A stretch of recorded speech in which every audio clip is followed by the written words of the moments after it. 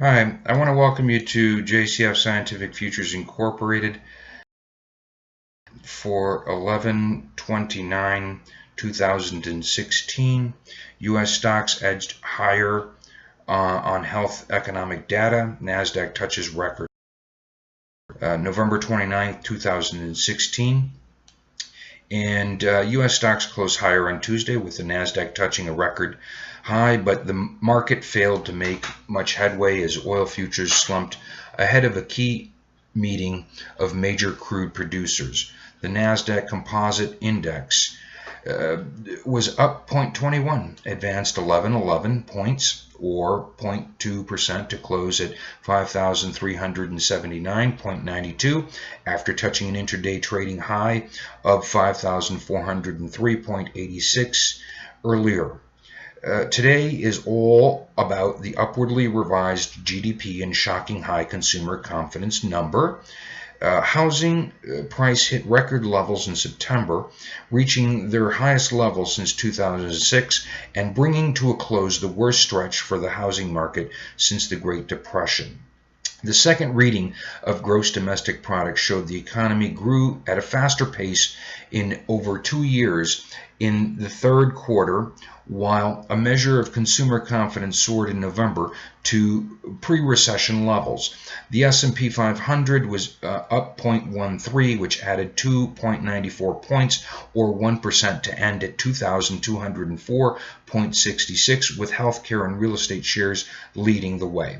However, the energy sector was down 1.2% due to oil futures. CLF7 was up 0.71, sliding nearly 40% as doubts mounted that the world's biggest crude producer will reach a deal Wednesday to cut a global output. OPEC oil meeting is coming up. The Dow Jones Industrial Average was again up 0.12%. It rose 23.70 points or 0.1% to finish at 19,121.60.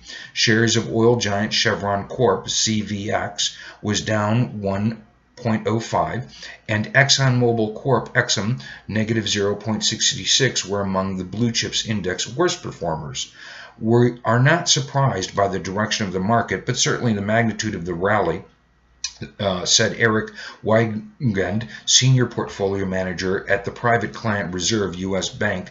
Weigand, however, said for gains to be sustainable, there needs to be a corresponding earnings growth, which may be vulnerable given the firm dollar.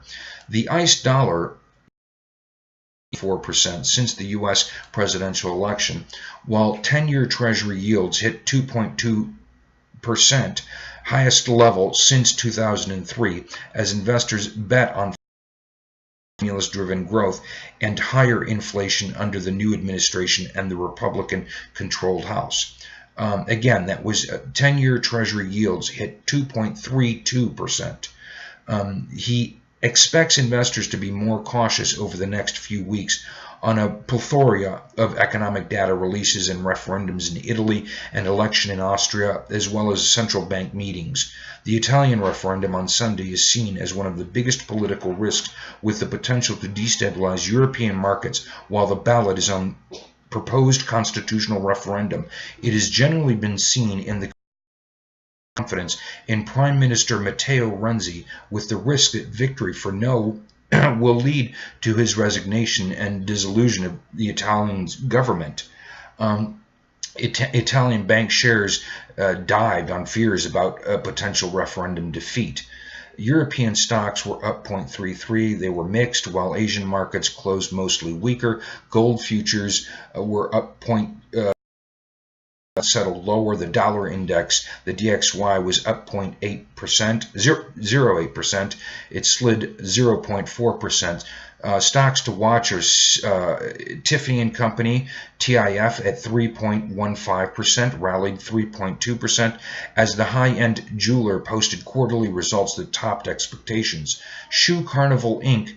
stock CSVL was down 13.61, tanked at 14 after the retailer late Monday posted weaker than anticipated quarterly results and cuts its annual guidance. Momenta Pharmaceuticals Inc., MNTA, was up 1.08%, rose 1.1% after the company said a phase 3 clinical trial for its Humira biosimilar met its primary endpoint.